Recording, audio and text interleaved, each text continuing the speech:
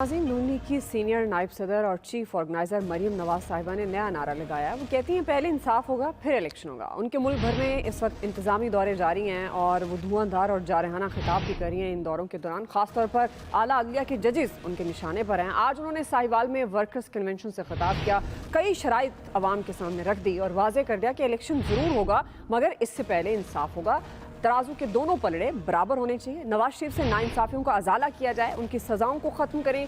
Panama bench पहले Sicilian mafia और godfather के अलकाबात जैसे वापस लिए जाएं और इमरान खान को इंसाफ के कटहरे में खड़ा करें। इसी से मुतल्लिक हमारा सवाल कि इलेक्शन के इनेकाद के लिए मरियम नवाज की शराइत कितनी काबिल कबूल है। अब आमिर साहब, मैं आपसे आगाज़ कर रही हूँ, आप किस तरह से देख रहे हैं मरियम नवाज ने जो नया नारा लगा दिया? आप समझते हैं कि ये इंतखाबात में जाने के लिए एक नून लीग का बयानिया होगा कि पहले इलेक्शन और पहले इंसाफ करें और फिर हम इलेक्शन, या ये जो इलेक्शन डिले हो रहे हैं उसकी कोई वजाहत पेश की जा रही है? और ये शराइत उन्होंने किसके सामने पेश की हैं जो उन्होंने नवाज शरीफ से कहा कि नाइंसाफियों का अजाला किया जाए, इमरान खान को कटहरे में लाया जाए?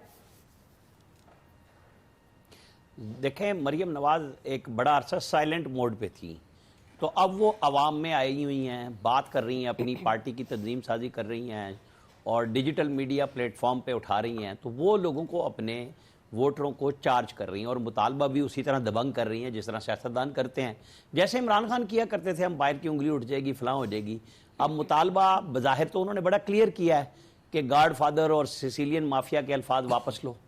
चूँकि बहुत सारी चीज़ें जनरल बाजवा और इमरान खान की एक दूसरे के बारे में की गई गुफ्तगू से सामने आ गई, जो सीना गदड़ थी, इधर उधर होती थी। अब वो इन दोनों ने बराह रास्त खुल के बता दी हैं कि किस जज का किससे बुग़्ज़ था, कौन इमरान खान को फैसिलिटेट कैसे कर रहा था, इमरान खान कैसे फैसिलिटेशन ले रहे थे। तो अब वो चीज़ें तो अब खुल के आ गई। तो जवाबन उनकी तरफ से आ रहा है कि देखें, बड़ी क्लैरिटी से बात कर रहे हैं हम कि हमारे साथ तो ज्यादती हुई, हमें हमारे ऊपर निगरान जज लगाया गया, हमारा काम केस बनाया गया, फिर वो बरी हो चुकी हुई हैं, उनके ऊपर जो इल्ज़ाम था वो उससे बरी हो चुकी हैं। तो वो अब अपना केस प्लीड कर रही हैं लोगों में कि देखें यहाँ पे लाडलापन है। अब देखें इमरान खान साहब के साथ कल क्या है, कल 4 केस हैं, 3 जजों के पास, 2 में जमानतें हैं, एक में फर्द जुर्म है और वो फॉरेन फंडिंग का है, वो तोशा खाना का है, इलेक्शन कमीशन के बाहर वो जो उनके कहने पे मुजाहरा हुआ। अब ये फैसले भी सेशन एडिशनल सेशन जजों ने करने हैं ना, उस लेवल पे आके, जिससे इमरान खान साहब मुसलसल जमानतों की डेट ले रहे थे। लाहौर हाई कोर्ट ने जमानत 28 तक दी, फिर इस्लामाबाद हाई कोर्ट ने कहा कि 28 को आपने पेश हर सूरत में होना है।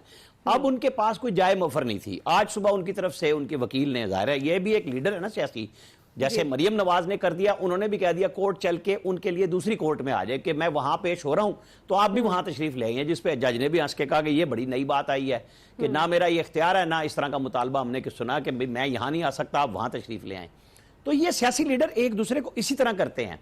अभी हम पहले जब कुछ बात कर रहे थे तो वो देखे ना, बल्दियाती इदारे सुप्रीम कोर्ट ने बहाल किए थे। सुप्रीम कोर्ट का फैसला था ना कि बहाल, तो बुजदार साईं की गवर्नमेंट ने कब बहाल किए? किसी को घुसने दिया नून लीग वाले?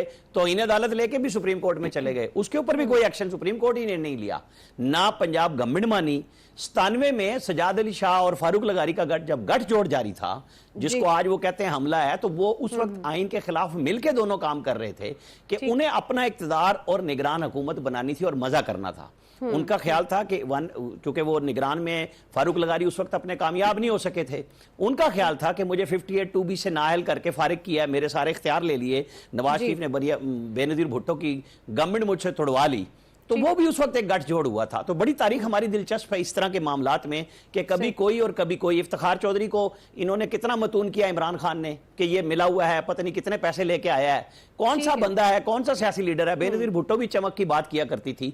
तो हमारे यहाँ मिजाज ही इसी तरह का है, आज इसकी बारी कल उसकी बारी, आज उसके पुष्ट पे कोई और है, कल उसकी पुष्ट पे कोई और है, आज इसके लिए गेट खुला हुआ है, आज उसके लिए गेट बंद है। ब्रिगेडियर साहब जानते हैं कि गेट नंबर 4 किसको कहते हैं, वहां कौन जाना चाहता है, कौन रुकना चाहता है, कौन दोबारा जाना चाहता है। क्योंकि आज भी अवाम के लिए तो कोई बात नहीं करना चाहता, किसी के पास कोई प्लान, जो हर दफा बात होती है, हर बंदा अपनी अपनी सियासत कर रहा है। जी जी आया सब, मतलब ये फिर मरियम नवाज साहिबा का एक सियासी नारा है।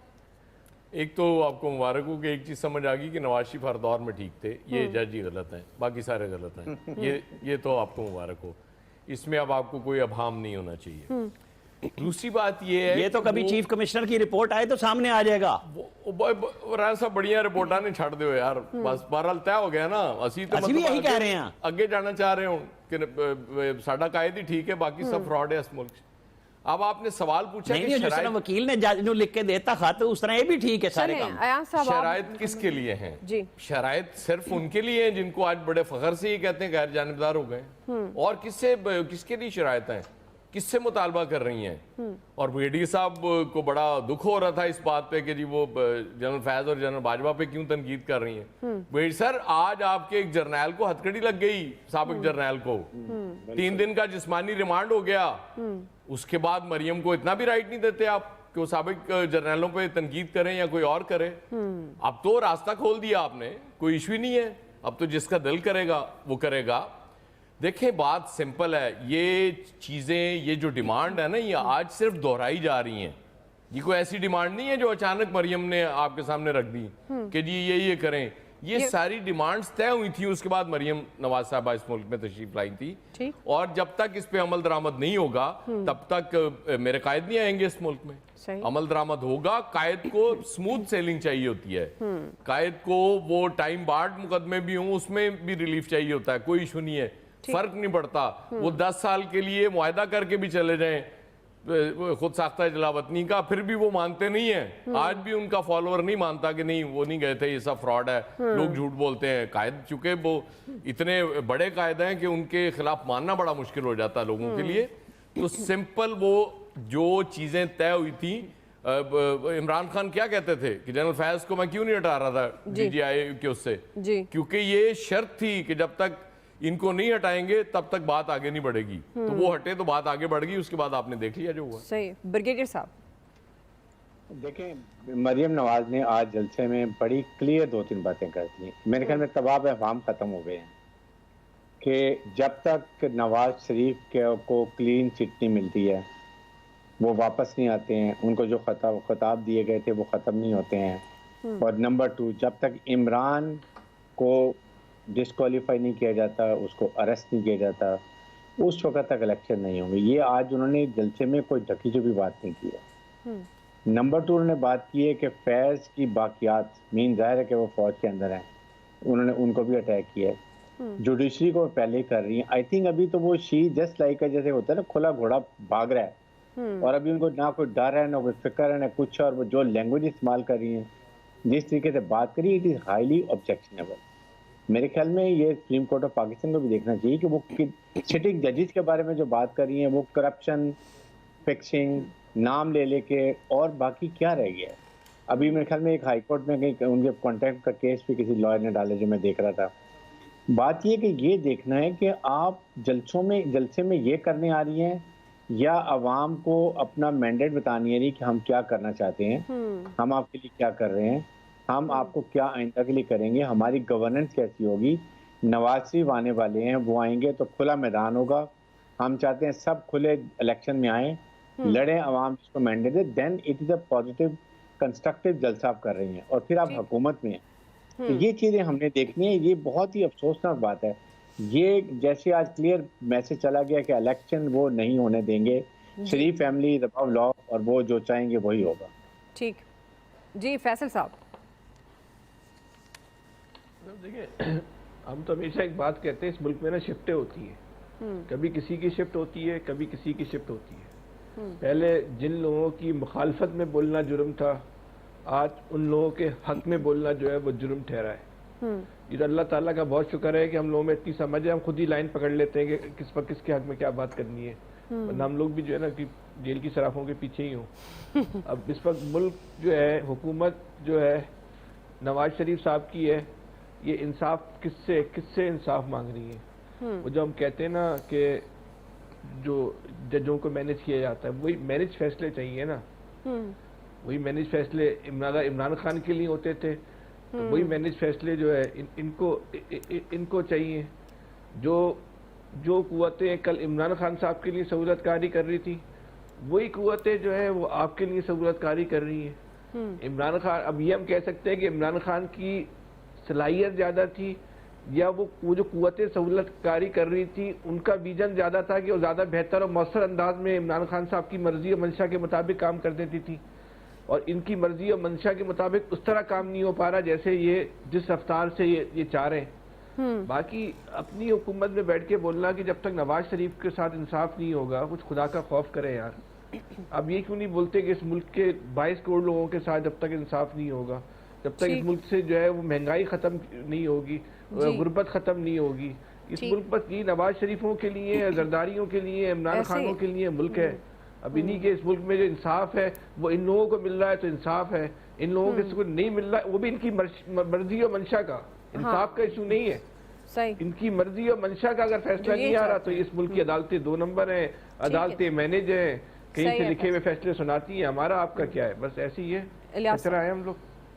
इलियास साहब देखिए जी, अब इंसाफ के लिए वो इस मकसद के लिए आई थी मरीम नवाज साहबा, वो कंपेन भी यही चला रही हैं कि उनके साथ मियां नवाज शरीफ के साथ जो ज्यादती हुई, जो केसेस उन पर बनाए गए और जिस तरह केसेस में से उनको अब उनके सज़ाएं हुई, उनके ख़िलाफ़ उनकी पेशियाँ हुई, बिल्कुल वो कह रहे हैं कि बिल्कुल इसी तरह जब है जिन्होंने केस बनवाए थे उनके साथ भी हुआ। आज खुले उन्होंने ढके छपे यही कहा, नहीं कहा, उन्होंने बिल्कुल सामने कहा, वाज़ह तौर पर कहा, जो भी बिल्कुल जर्नैल हों या जो जिन्होंने फ़ैसले किए, जिन्होंने अपना असर व रसूख इस्तेमाल किया, उनके नाम ले रही हैं, क्योंकि उनको पता है कि उन्होंने ये भी अपनी गवर्नमेंट का कहा कि ये उनकी गवर्नमेंट नहीं है, गवर्नमेंट वो मियां नवाज शरीफ की गवर्नमेंट उनकी गवर्नमेंट होगी, क्योंकि उन्होंने इलेक्शन में जाना है, लोगों के पास जाके वोट लेने हैं। अगर वो आके इधर सब अच्छा की रिपोर्ट करने लगेंगे तो फिर उनको किसने वोट देना?